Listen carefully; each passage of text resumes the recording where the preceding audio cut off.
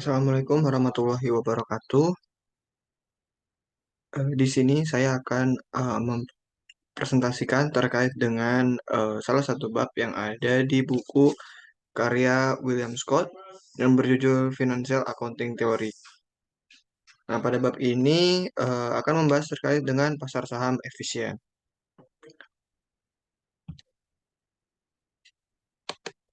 Baik, yang pertama ada pandangan umum. Teori pasar sekuritas efisien itu memprediksi harga sekuritas sebagai akibat antar investor di pasar dan harga sekuritas yang merefleksikan secara penuh kemampuan pengetahuan kolektif dan pemrosesan informasi investor.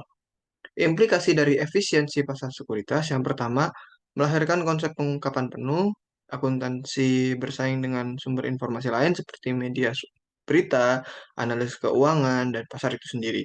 Kemudian implikasi yang ketiga adalah alasan teoritikal keberadaan akuntansi adalah asimetri informasi. Akuntansi sebagai mekanisme untuk mengkomunikasikan informasi bagi perusahaan ke pihak luar dan ahli teori akuntansi menerima implikasi pengungkapan penuh untuk efisiensi pasar dan sekuritas. Kemudian pasar saham efisien, pasar sekuritas yang efisien adalah pasar di mana harga sekuritas yang diperdagangkan di pasar itu setiap saat sepenuhnya mencerminkan semua informasi yang diketahui publik tentang sekuritas tersebut. Terdapat 3 poin utama yang perlu diperhatikan, yaitu pertama ada harga pasar yang merupakan informasi yang dapat diketahui oleh publik. Definisi ini tidak diizinkan adanya inside information. Kemudian yang kedua ada efisiensi pasar, merupakan konsep yang relatif. Relatif dengan informasi yang tersedia bagi publik mengenai saham yang diperdagangkan. Kemudian yang ketiga adanya investasi merupakan permainan yang adil bila pasar dalam keadaan efisien. Berarti harga investor tidak dapat diharapkan pengembalian yang berlebihan dari sekuritas, di mana pengembalian normal mengandung risiko. Selanjutnya adalah bagaimana harga pasar secara tepat mencerminkan informasi yang tersedia. Di sini ada yang namanya decision theory model yang hanya menyediakan jalan untuk memproses informasi tetapi tidak menjamin bahwa proses tersebut benar. Akibatnya, investor yang berbeda akan menunjukkan reaksi yang berbeda tentang informasi yang sama, walaupun mereka memproses secara rasional. Mereka mungkin memiliki pandangan pendahulu yang berbeda berkaitan dengan satu atau lebih input dalam decision theory model. Maka dengan demikian, di dalam pasar sekuritas efisien, harga-harga dengan cepat dan tepat mencerminkan semua informasi yang tersedia, dan harga pasar sekuritas yang terdapat di dalam pasar sekuritas tersebut akan berfluktuasi secara random pada setiap saat. Nah, implikasi dari pasar sekuritas yang efisien untuk pelaporan keuangan. Ada 4 implikasi utama nih pada pasar saham efisien untuk pelaporan keuangan. Yang pertama, kebijakan akuntansi yang diadopsi oleh perusahaan tidak berdampak pada harga sekuritas. Selama kebijakan tersebut tidak memberikan efek perbedaan cash flow, kebijakan khusus yang digunakan diungkapkan dan informasi yang sesuai diberikan sehingga dapat membandingkan antara kebijakan yang berbeda. Yang kedua, pasar sekuritas efisien selalu berkaitan dengan pengungkapan penuh. Jika manajemen perusahaan memiliki informasi yang relevan tentang perusahaan dan jika informasi diungkapkan dengan sedikit atau no cause, manajemen harus mengungkapkan informasi tersebut atas dasar waktu. Jika tidak ada, hal ini akan memastikan bahwa informasi siap diketahui investor dari sumber-sumber lain. Selanjutnya yang ketiga ada efisiensi pasar mengimplikasikan bahwa perusahaan tidak seharusnya terlalu berkonsentrasi pada investor naif. Maksudnya dari pernyataan tersebut adalah bahwa informasi laporan keuangan tidak perlu dipresentasikan secara sederhana sehingga semua investor dapat mengetahui atau mengerti. Alasannya yaitu sejumlah investor mengerti tentang informasi yang diungkapkan. Maka hal tersebut cukup untuk meyakinkan bahwa harga pasar saham adalah sama dengan jika semua investor mengerti akan pengungkapan tersebut. Kemudian yang keempat, akuntan harus dapat menyediakan informasi yang berguna, cost efektif karena akuntan bersaing dengan penyedia informasi yang lain, seperti analisis keuangan, media, pengungkapan oleh karyawan perusahaan, dan seterusnya. Nah, di sini saya juga melakukan tinjauan pustaka dalam jurnal yang berjudul Implementasi Teori Agensi, Efisiensi Pasar, Teori Sinyal dan Teori Kontrak dalam Pelaporan Akuntansi pada PT Eskimo Weraperdana. Karya ini ditulis oleh Desi Puspitasari, Felicia Lumentia De Pamela, dan Lisa Eka Wibowo, serta Nadia Febriani. Yang mana dalam jurnal tersebut dipaparkan bahwa konsep efisiensi pasar membahas tentang bagaimana pasar merespon informasi yang mempengaruhi pergerakan harga sekuritas menuju ke arah keseimbangan baru. Konsep efisiensi pasar sendiri membahas bagaimana pasar atau pasar modal merespon informasi-informasi yang masuk dan bagaimana informasi tersebut mempengaruhi pergerakan harga sekuritas menuju harga keseimbangan yang baru. Semua informasi, termasuk informasi tentang keadaan perusahaan, akan mempengaruhi harga saham. Contohnya seperti profit atau keuntungan perusahaan. Semakin tinggi profit perusahaan, akan semakin tinggi juga harga sahamnya. Selain profit perusahaan, ada banyak informasi lain yang dapat mempengaruhi harganya, seperti keadaan keuangan perusahaan yang sulit atau baik, aliran kas perusahaan, dividen yang dibagi, dan lain-lain. Pasar yang efisien adalah apabila harga sekuritas yang diperdagangkan telah mencerminkan semua informasi yang tersedia, yang mana harganya sudah sesuai dengan informasi-informasi yang ada. Selanjutnya ada keinformatifan harga. eh, Yaitu yang pertama ada ketidakkonsistenan yang logis. Ketidakkonsistenan yang logis adalah apabila harga yang ada telah mencerminkan semua informasi yang ada, tetapi investor ini tidak memiliki motivasi untuk memperoleh informasi tersebut. Maka harga tidak akan secara penuh mencerminkan informasi yang tersedia. Diperlukan modifikasi teori yang disebabkan karena ketidakkonsistenan, yaitu mengakui bahwa ada sumber lain dari permintaan dan penawaran sekuritas selain keputusan rasional untuk membeli atau menjual yang dilakukan oleh investor yang terinformasi. Ada yang disebut dengan traders atau noise traders yang melakukan transaksi dengan tidak berdasarkan pada evaluasi rasional atau informasi yang relevan. Tentu saja harga pasar sekuritas akan tetap menjadi partial information di bawah skenario di atas.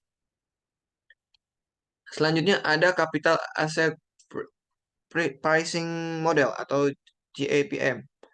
Terdapat hubungan antara harga pasar sekuritas yang efisien atau risiko dengan tingkat pengembalian yang diharapkan atas sekuritas tersebut. Dalam hal ini kita dapat menggunakan CAPM atau Capital Asset Pricing Model.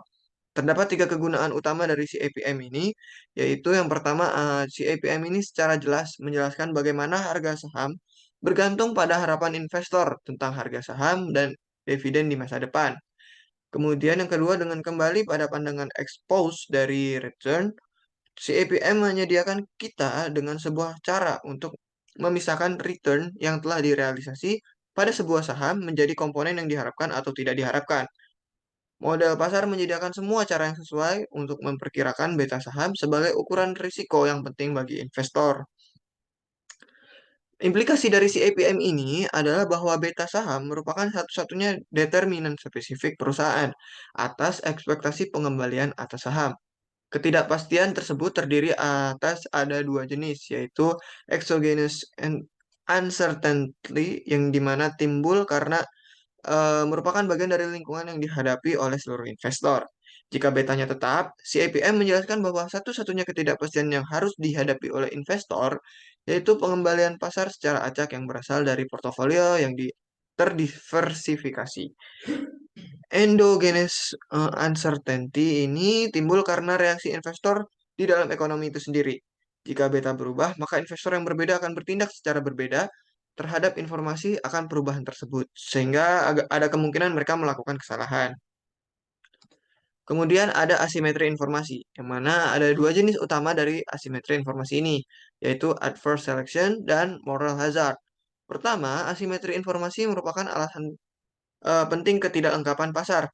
Pada saham yang ekstrim, pada kasus yang ekstrim, kemungkinan pasar akan gagal akibat dari asimetri informasi. Dalam kondisi yang ideal, nilai pasar perusahaan benar-benar mencerminkan semua informasi.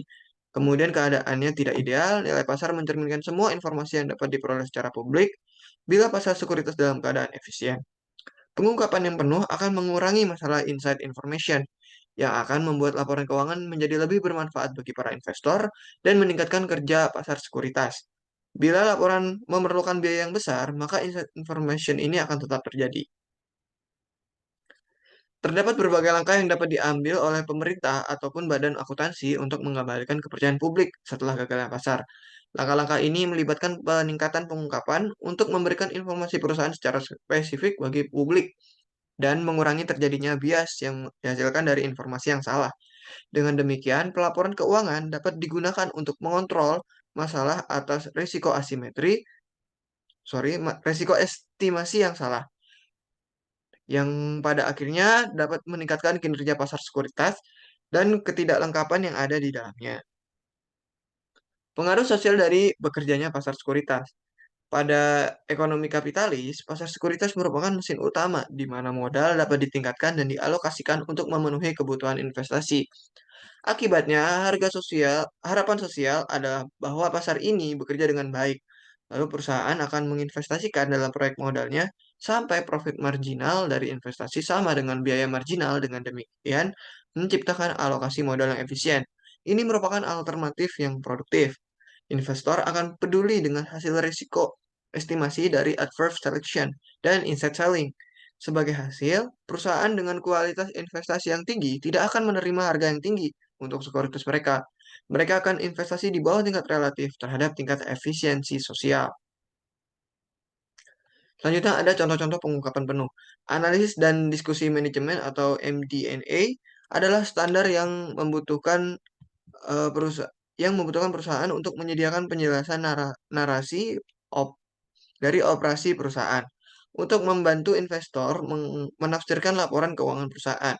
MD&A adalah penjelasan naratif melalui studi sudut pandang manajemen dari kinerja perusahaan, kondisi keuangan, risiko, dan harapan ke depannya.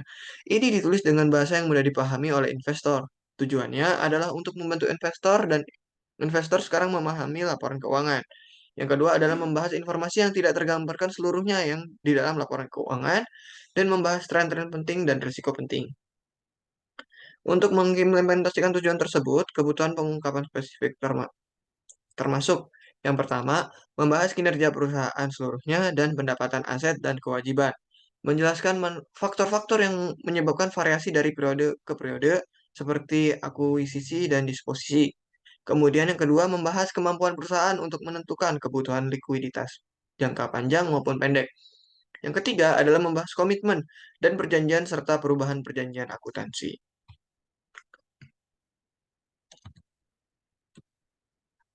Oke, baik. Em, Mungkin itu saja yang bisa saya jelaskan terkait dengan bab 4 dari buku William Scott yang berjudul Accounting Financial Theory. Untuk bila ada pertanyaan, boleh silakan komen di bawah ya. Terima kasih.